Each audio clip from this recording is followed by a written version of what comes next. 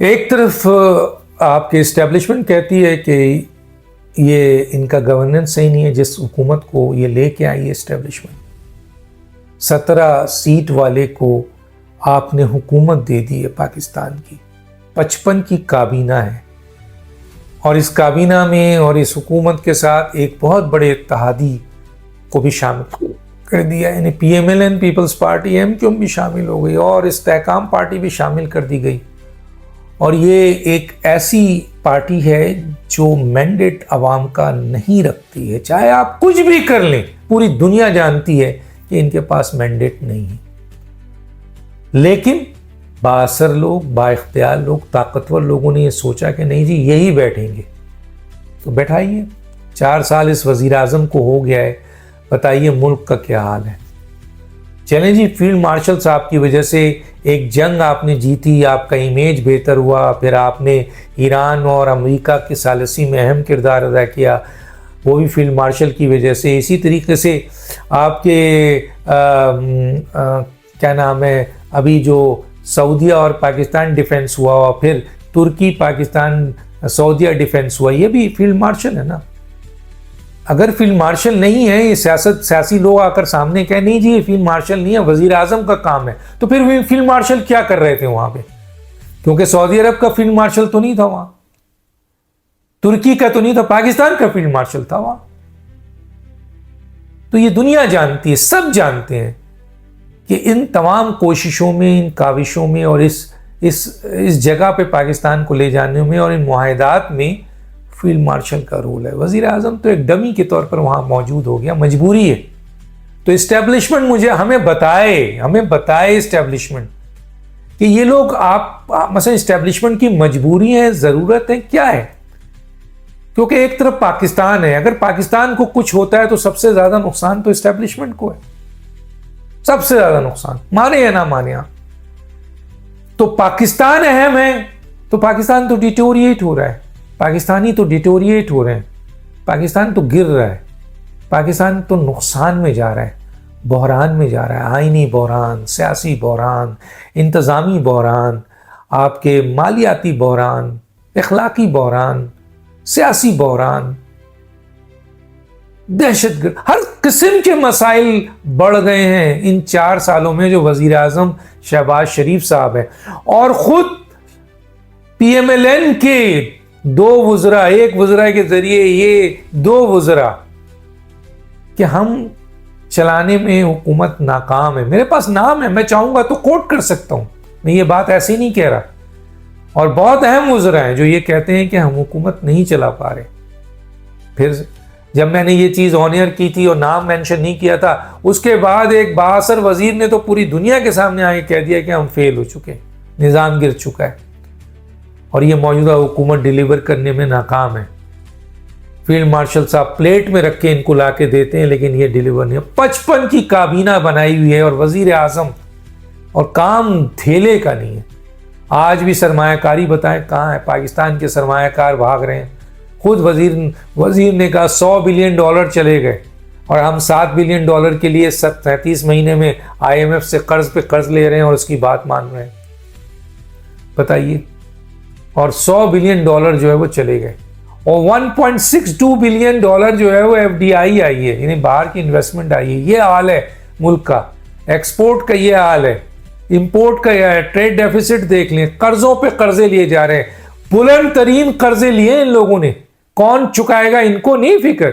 इनके वजीर कहते हैं जो आएगी हुकूमत वो चुकाएगी, अगर हम आए तो मजीद और कर्जे लेंगे, लेकिन हम कोई भी आपकी हुकूमत चुकाती नहीं है, ख़त्म नहीं करती है। ये तो मुशर्रफ साहब का दौर था, सिर्फ 4000 कर्ज था। उसके बाद नवाज शरीफ और जरदारी और इमरान साहब भी आए, और फिर उसके बाद ये जो आए हैं इन्होंने तो तबाही फेल दी है। कर्ज पर चला रहे हैं, या वो लोग जो टैक्स दे रहे हैं वो टैक्स लेकर हुकूमत चला रहे हैं, और इस तरह कर्ज और सूद बढ़ता जा रहा है। तो कहाँ है पाकिस्तान? तरक्की तो रुक चुकी है। खुद पाकिस्तान के पाक फौज के तर्जुमान कह रहे हैं कि गवर्नेंस अच्छी नहीं है। गवर्नेंस किसको कहते हैं? कारकर्दगी को, हुकूमत की कारकर्दगी को। वो जब दुरुस्त नहीं है तो दहशतगर्दी हो रही है, तो उन्होंने भी इकरार किया। लेकिन मैं और दुनिया ये पूछती है, हमसे भी लोग पूछते हैं, उसके बावजूद उनको गिलगित बल्तिस्तान दे दिया गया, उसके बावजूद उनको आज़ाद कश्मीर दे दिया गया, जबकि आज़ाद कश्मीर में यकीन माने ये काउंसलर का इलेक्शन भी नहीं जीत सकते।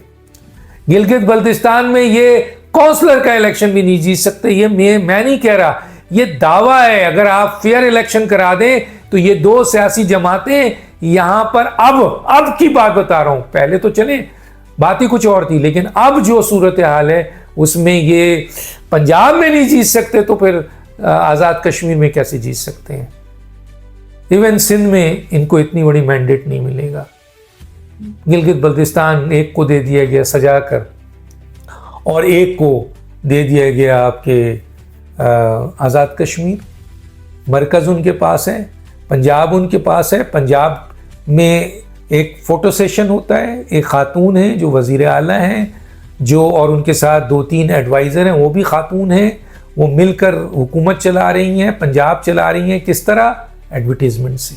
आइए, आप तो लाहौर को ना 51.7 तकरीबन आपको वो मिलता है NFC अवार्ड, और सुना है इस दफ़ा 2025-26 में कोई 4 ट्रिलियन से ज़्यादा आपको मिला, और पता नहीं कहाँ कहाँ से पैसे मिलते हैं। उसमें एक लाहौर को अगर आप अच्छा बना दें, पुराना लाहौर भी नहीं, संत नगर और किशन नगर का इलाका जाके देखें कितना बुरी तरह से तबाह है।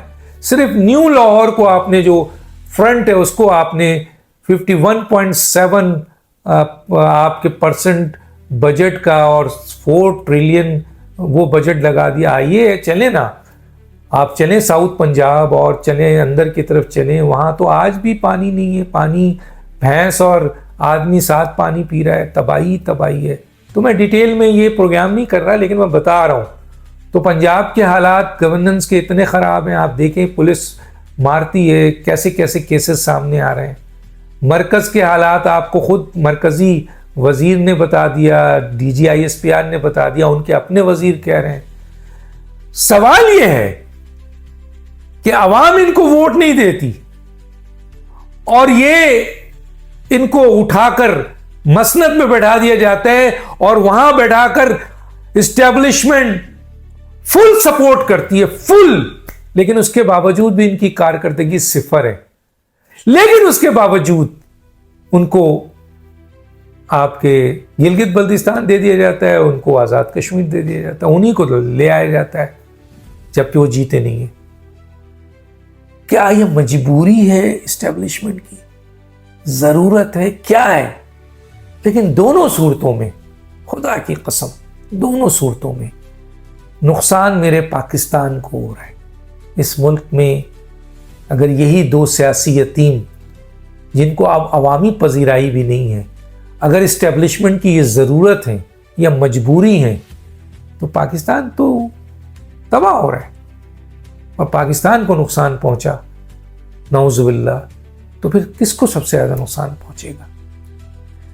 तो ऐसी सूरत हाल में इस्टेब्लिशमेंट को फैसला करना चाहिए, बहुत ज़रूरी है कि 3 काम करे। वो 3 काम, बहुत काम है लेकिन 3 कर दे। एक, आइन की पासदारी हो, जो भी आइन है उसकी पासदारी हो। दूसरा, शफाफ इलेक्शन, कोई भी जीतता है, नून लीग को पूरे पाकिस्तान में वोट पड़ता है, दे दीजिए, नाअहलियत के बावजूद भी दे दें। पीपल्स पार्टी की नाअहलियत के बावजूद, इन लोगों के ऊपर इल्जाम है करप्शन का, इसके बावजूद दे दें क्योंकि अवाम लेके आई है। लेकिन फेयर इलेक्शन, और अगर अवाम इनको इलेक्शन के दिन जमी बोझ कर देती है, डस्टबिन में फेंक देती है, तो फिर ये रिजल्ट ऐसे ही आना चाहिए और अवाम जिसको वोट दे वो आ जाए। तो पहला आइन की पासदारी, दूसरा साफ शफाफ एक दफा इलेक्शन करा दें खुदा के लिए, पाकिस्तान के लिए, और तीसरा, जिन लोगों ने मेरे मुल्क को, हमारे मुल्क को लूटा है, जिन लोगों ने भी, सबकी फाइलें हैं, आपको पता है, इनका कड़ा एहतसाब हो जाए।